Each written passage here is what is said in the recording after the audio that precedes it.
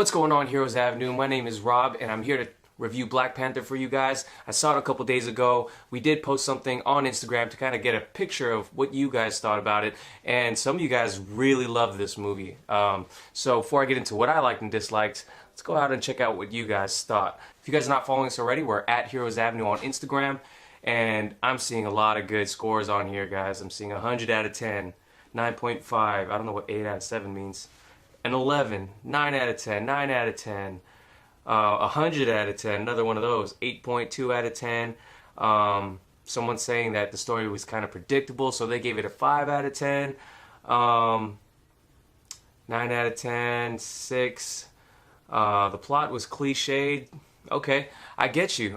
So, you know, everyone has a right to their own opinion, so I'm not going to knock anyone's opinion, but it's always good to see what you guys thought about the movie. But what I'm going to do today is talk about what I liked and what I disliked about this movie. And I got to say right now, there's not a lot that I disliked about this movie. So let's get into it. So the first thing that I liked about this movie was that it was a great standalone movie. Did not have to watch any Marvel Cinematic Universe movies before this, even though they would enhance your viewing of this movie if you did. So that intro did it all. It was a really quick intro about vibranium and kind of set the stage for the whole plot, because a lot of the story revolves around how important vibranium is and how incredible of a tool it is. So you know, I went with some people that did not know too much about, you know, Marvel. They had watched some movies, but kind of they watched scattered movies, not exactly all the movies before, but they came out loving this movie, loving how epic in scale it was, and you know, some of the other things that I'm about to talk about in a second. Besides being a great standalone movie, this movie did something that rarely any other movie can do, especially in the superhero genre. So I put Wakanda and the Wakanda culture as something that I really liked.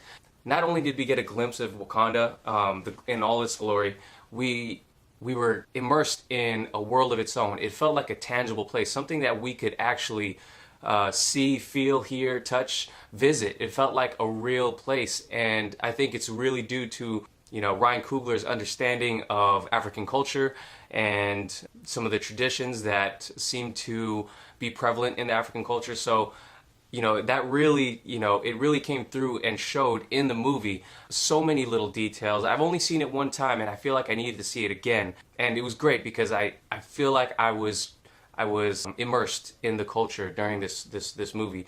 Much of the movie takes place in Wakanda, you know, minus a couple sequences, but I just thought it was incredible. I felt like I was learning so much about a new culture, and it felt so real. So that was one thing that I really enjoyed about this movie, and I think that's probably one of the best things about this movie, to be honest. So the second thing I really liked about this movie, and it's not to be understated at all, this has the greatest MCU villain. That's my opinion. You guys can disagree with me, but man, this was the only Marvel Cinematic Universe villain that I could really relate to as far as why he's doing the things that he's doing. You know, we really get that one of the greatest opening scenes of a superhero movie in general when we get a trip to Oakland, California, see Michael B. Jordan's Killmonger's dad die because of what he did to betray Wakanda. You know, some different viewpoints might exist as to if he really did betray Wakanda, but, you know, seeing him get murdered by his brother, King T'Chaka, it really made you feel for Killmonger's character and why he's doing what he's doing, why his motivations were so strong in getting his revenge against T'Challa and Wakanda itself. So, you know, I try to think back to other Marvel Cinematic Universe villains, and I can't think of one that really resonated with me that much. A lot of people point out to Loki, and I thought, while I think Loki is a great character, you know, he is a great villain. His arc is just a little bit, you know, it doesn't hold as much weight to it as this character, as what Michael B. Jordan, Killmonger's character, did in one movie. Man, I don't know, maybe it's just me, you know, I know there are some great villains. I thought Hela was a pretty good villain, not used to her full potential, maybe not yet at least. Star-Lord's dad, I forget his name, Ego Living Planet. He was a great villain up till now. I think he was probably the best Marvel Cinematic Universe villain. You let me know what you guys think is the best villain in the Marvel Cinematic Universe, but to me, Killmonger so far was incredible. going into this movie, I thought Ulysses Claw was going to be the main overarching villain, but to see that kind of twist where he gets killed and we see Michael B. Jordan and Killmonger kind of ascend to the ultimate villain role, I thought it was incredible. I thought his take-home message was incredible. You know, this couldn't have come at a better time in history, this movie, because of the message it's trying to send out. You know, why in the movie's perspective, why Wakanda was holding back all of its resources when many people across the world, and in the movie they're talking about you know, black people, African people, their own people in Africa and across the world. Why are they suffering? People of color, why are they suffering when there are so many abundant resources that are available? And that never has rung true more in today's society when you know, well, I live in America, but America, the greatest country, most powerful country in the world, we still got many oppressed cultures within our own country, and this is 2018 when we have so much in abundance. Why can't we help all these people? So it just has never rung more true, the take-home message of this movie, and this is why I think, you know, Michael B. Jordan's character is a great villain. Not to mention the acting chops of Michael B. Jordan, or the child Killmonger. Man, that scene when he was talking to his father, when he went back into his and when he ate the herb and went back and saw his dad, kind of relived his childhood.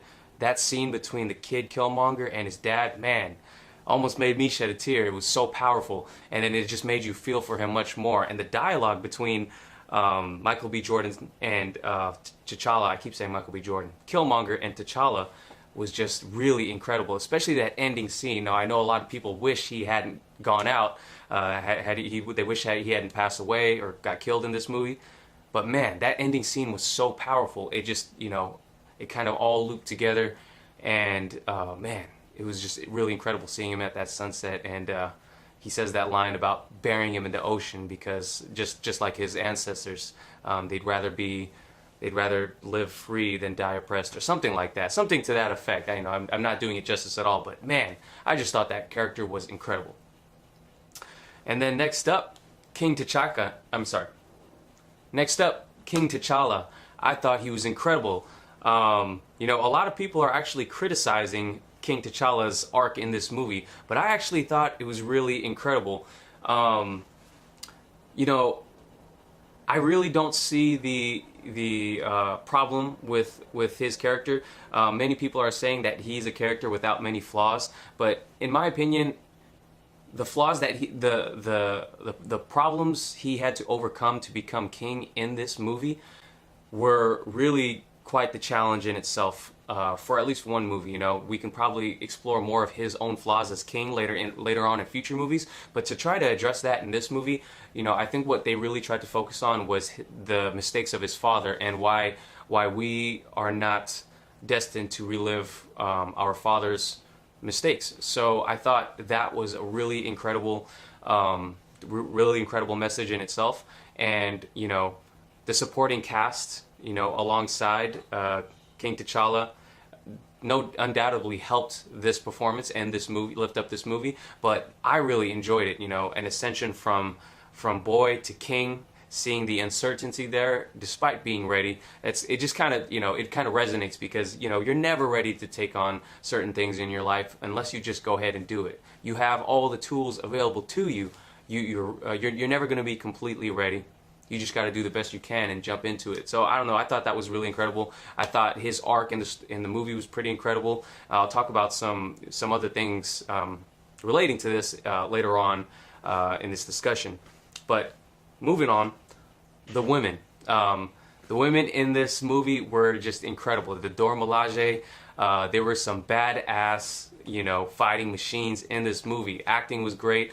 They had a lot of funny moments in this movie, and then to see them play off Chadwick Boseman's T'Challa character was just a treat. You know, it was really fun. You know, in the trailers I wasn't as sold as much, but you know, jumping into this movie, I was completely blown away. You know, there's not much more to say than that. You know, not only the Dora Milaje themselves, but Shuri, T'Challa's little sister, she was super incredible. You know, the little Tony Stark, you know, she's probably going to end up being some sort of the Tony Stark character when Robert Downey Jr. eventually steps away farther back from this role. I don't know if he'll ever completely leave, but she's definitely the future of the, you know, this universe. She's definitely going to be she has a bright future in this universe. So not enough to say about that, but I could talk forever. The soundtrack of this movie, you know, the soundtrack to this movie dropped, of course, produced by Kendrick Lamar, TDE, Top Dog Entertainment. I wasn't completely blown away by the soundtrack when I heard it. Of course, it dropped before the movie actually dropped. It was on my gym playlist, and I just kept re-listening to it, trying to get into it. And I wasn't really feeling it, to be honest, that much. I mean, there were some songs I really liked, but man, when I heard it in the movie, and they didn't completely play whole songs in the movie, but when I heard a lot of these tracks in the movie, I was starting to feel it, and you know, it's just one of those things that you got to keep hearing it, and then maybe even see it in context. And man, I actually love the soundtrack of this movie now. So, you know, there is a lot to say about what I really liked about this movie. You know, I hate to go into the things I dislike because there's not a lot of things I disliked, and even the things I disliked, I didn't even dislike them that much. But I do have to go into dislikes. So what I will say is that the CGI wasn't necessarily the greatest. It was definitely a CGI heavy movie, like all superhero movies are these days. And you know, there are just certain, you know, it was no mustache gate. It was nothing like Superman mustache level bad, you know. But I would say the ending fight scene out of the whole movie, the ending fight scene kind of felt like the CGI was a little off, or it just looked kind of goofy at times. Most notably when he was fighting Killmonger, when Killmonger had the Black Panther, the other Black Panther uniform. And while one of my likes, and I forgot to put it up here, is, you know, the technology in this movie, the CGI and how it came across towards the end, I thought didn't work so much. But again, it didn't bother me. I was already so immersed in this universe, and you know, I was loving what I was seeing on screen and the story that played out. You know, it's not much of a big gripe to me, but I would say it is one of the weak points of this movie. And another thing, Killmonger's master plan. Now, like I said earlier on, he was a character that you could really empathize with, and his motivations were something you can empathize with. But they talked a lot about how he was such a smart and bright student, soldier. I just feel like his master plan, as far as, you know, how he was going to destabilize Wakanda, and I don't know, it just didn't feel like it was the most thought out and well-rounded plan, to be honest. I don't even know if I'm saying this correctly. It just felt like if he got what he wanted out of this plan, you know, how is that making Wakanda the, you know, the top dog as far as greatest nation? I would ideally keep all of the vibranium to myself and maintain myself as the greatest nation, and maybe provide aid to those who need it. But to just send more vibranium weapons to other places, I don't know. It just seemed kind of like a goofy plan, but again, it wasn't that bad. You know, he's probably way smarter than me, so who knows? Let me know what you guys thought about Killmonger's master plan in the comments below. And then lastly, like one of our comments kind of said in the beginning, one of our followers said, they said a predictable plot, and I'm not going to disagree with that, you know. Despite this movie having a predictable plot, I gotta say that the world that Ryan Coogler created and interpreted from the comics, it really did a lot to expand the Marvel Cinematic Universe and the directions that they can go in the future. It provided us the greatest Marvel Cinematic Universe villain that I can remember, and it was just one movie that I enjoyed from beginning to end, and I'm going to need to see it again and again to kind of pick up all the little things and all the little flavorful nuggets that are packed into this movie. So let me know what you guys thought about the movie in the comments below. Please like this video if you can. It'll really help the channel, and I will catch you guys next time. Peace.